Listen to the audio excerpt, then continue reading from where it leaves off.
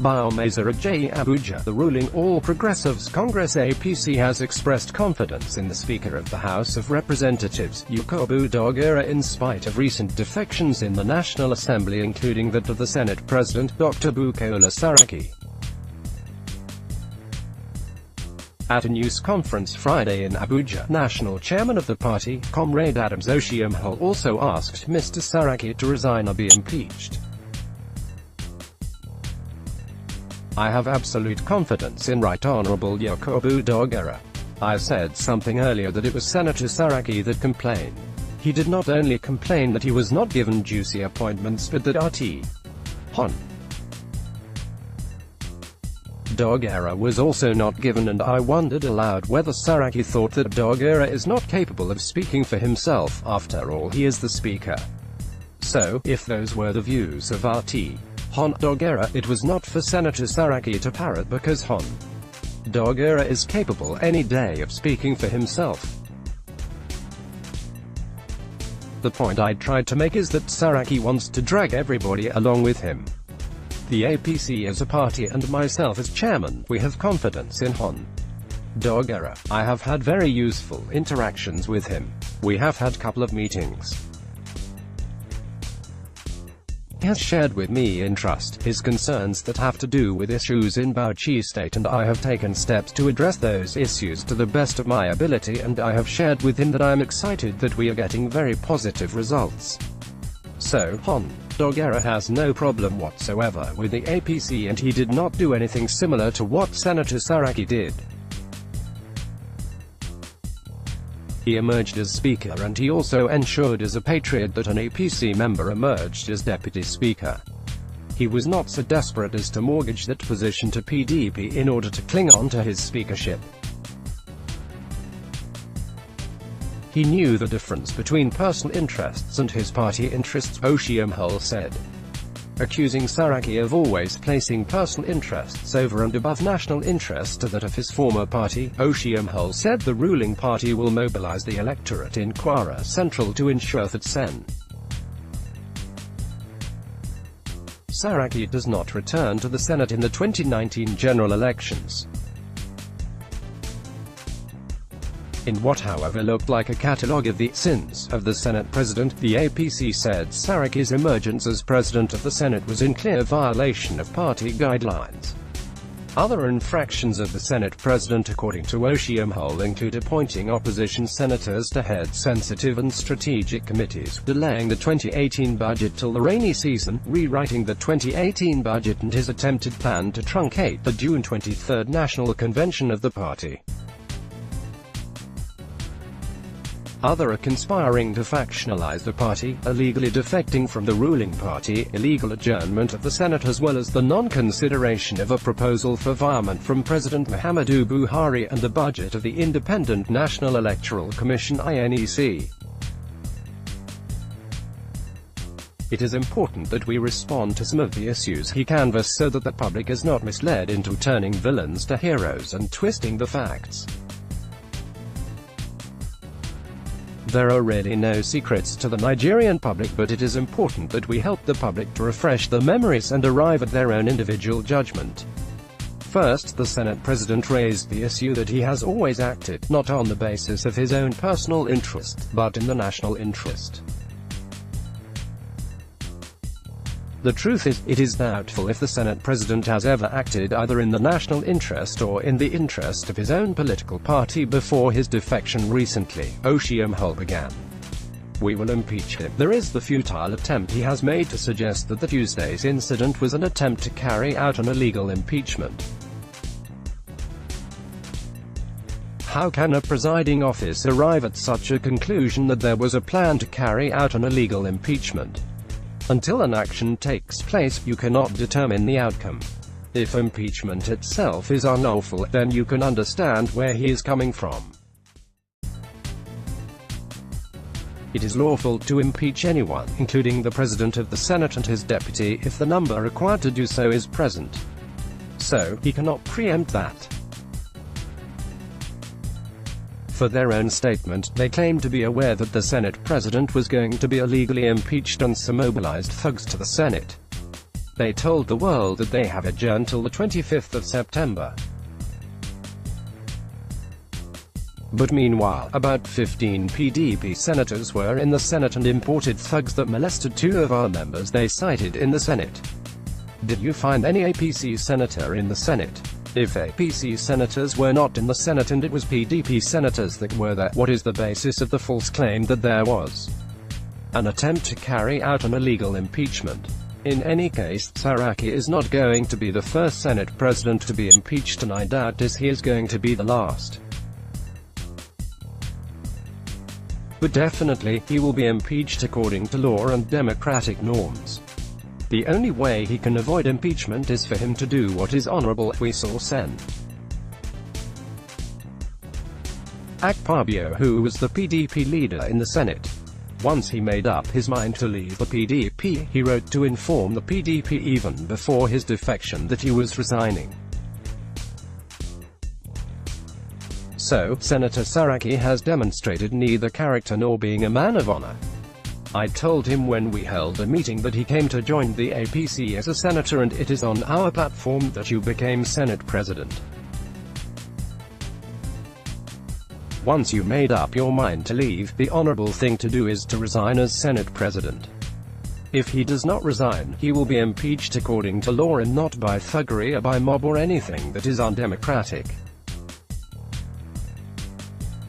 He cannot sustain a minority rule in the Senate, and that is what is haunting him in the Senate. When I say that the Senate President will be impeached, let me emphasize that he will be impeached properly according to law.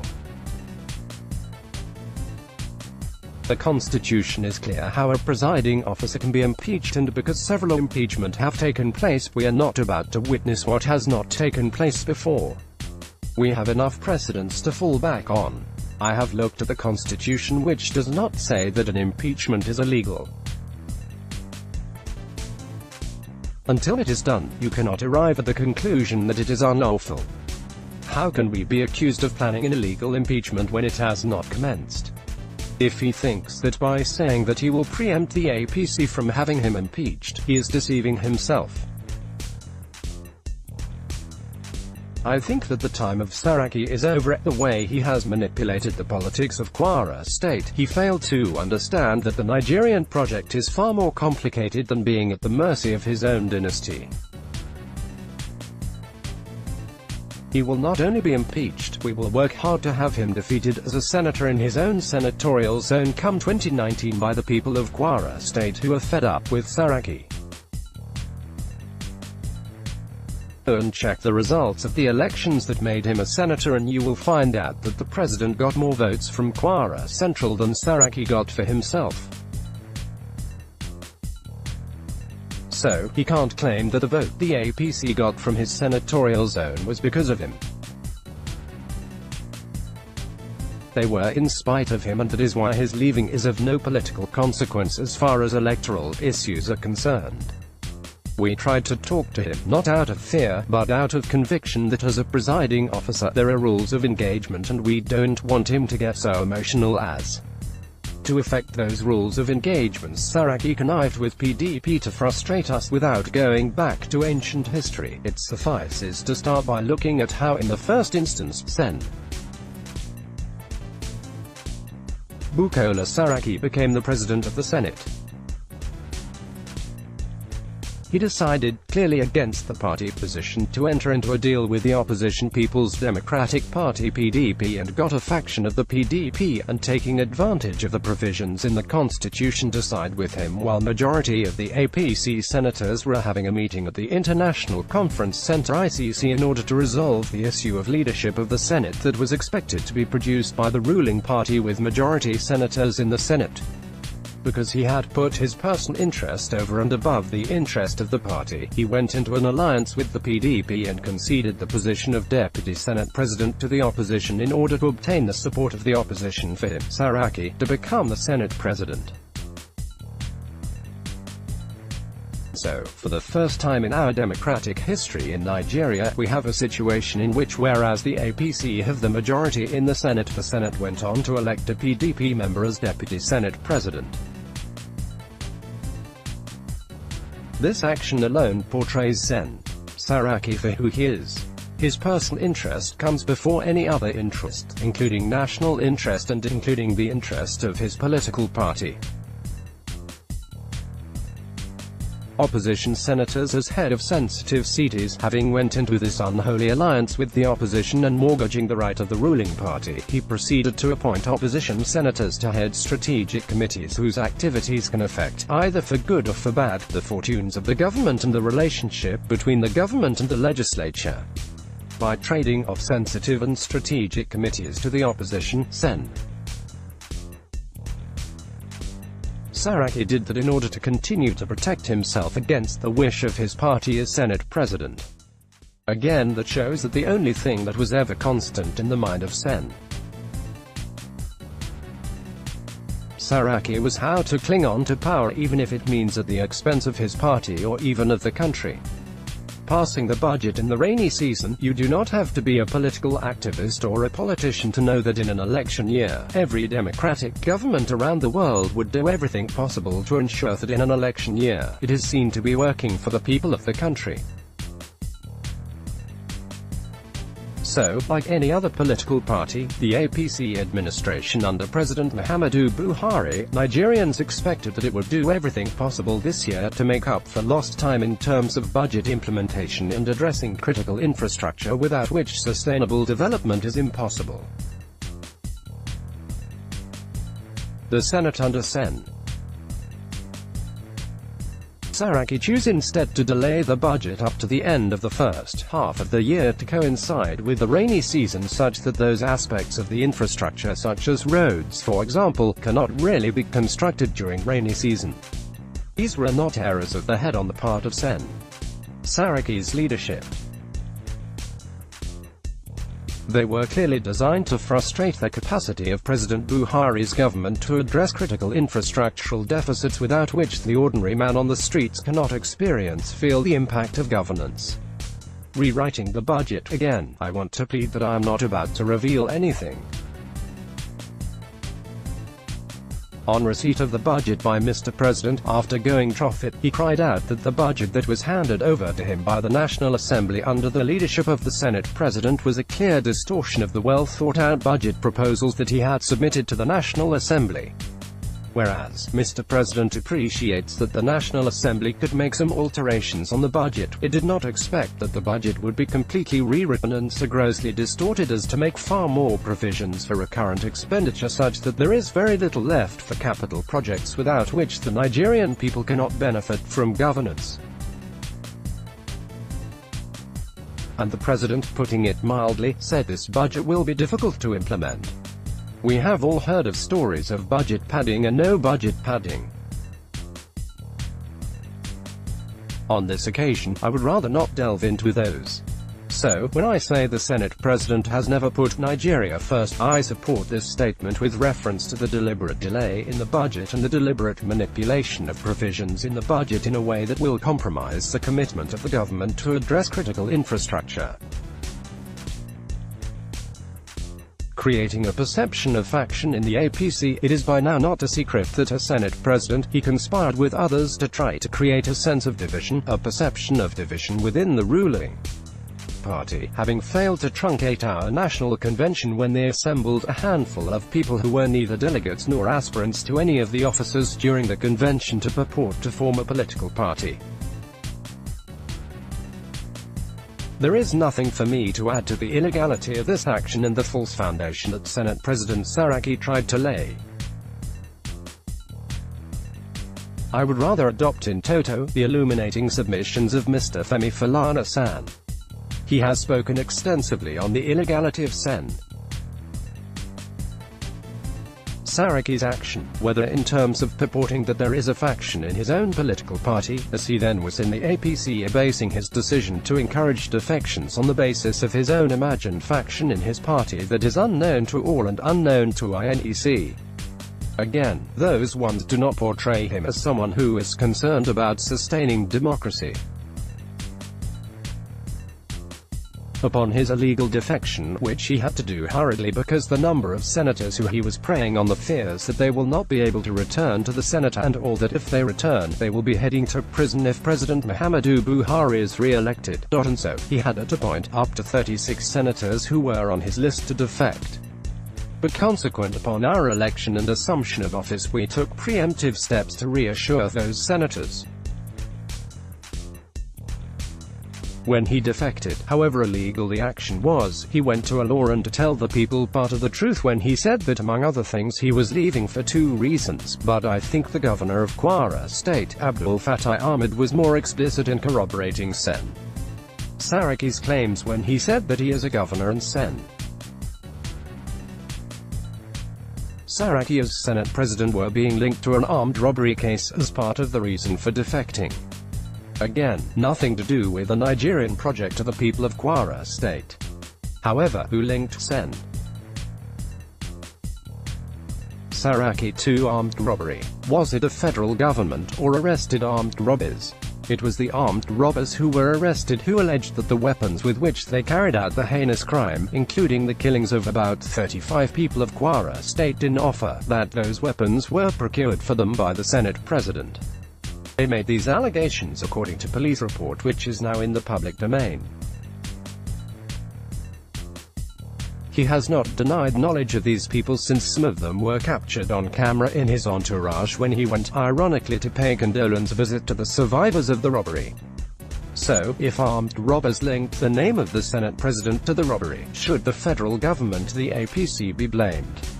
A crime that led to the killing of about 35 persons cannot be dismissed with a wave of hand, and in any jurisdiction, when your name is linked to such heinous crime, people don't clap for you. It is the duty of the security agencies to investigate and establish whether they are valid or invalid. So, if he was linked to armed robbery, that cannot be an offense of the government or the APC. The best defense I have heard is that the robber said that he did not ask them to use the weapon for armed robbery. Legal adjournment of the Senate in support of my thesis that Saraki has never acted in the national interest. My final submission is on the way he adjourned the Senate. The Senate calendar is not a secret to the presiding officers, and the calendar that was known was that the Senate was going to adjourn on a Thursday. But by Monday night, Saraki used his guest house, wrote out names of senators with provision for them to sign for senators to decamp from the APC to the PDP, but some of the senators refused to sign. That was what frustrated his calculations to turn the APC to a minority party in the Senate. Is it a coincidence that as he was reading the names of defectors in the Senate, his counterpart in the House was also doing same? So, there was a coordination for defection day.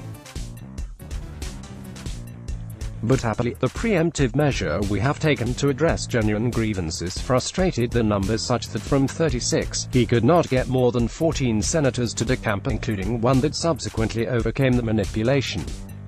Between Tuesday and Thursday, the Senate was expected to discuss the supplementary budget for YNEC. INEC requirements are not things that you buy from the shelf. You have to order them from the manufacturers, and so, time is of the essence. But the Senate under Saraki adjourned without considering the matters before it, including the budget for YNEC. So, if Saraki adjourned the Senate ahead of schedule to resume towards the end of nominations, can that act be said to coincide with national interest? If you decide to frustrate INEC by denying it the funds that it requires, can you be said to be a defender of democracy? If INEC do not get the funds and therefore are unable to conduct a credible election, will that not lead to further consequences for our democracy? So, I submit that Saraki's actions were calculated to undermine democracy. Those who fought for democracy did not do it so that it can be run at the mercy of a Senate President whose interest is clearly at variance with national interest. There was a request for virement which was also not considered. A substantial part of the 2018 budget meant for capital project was supposed to be sourced through loan, and under the Constitution, you cannot borrow from foreign countries without the express endorsement of the National Assembly. Without those loans, the budget cannot be implemented.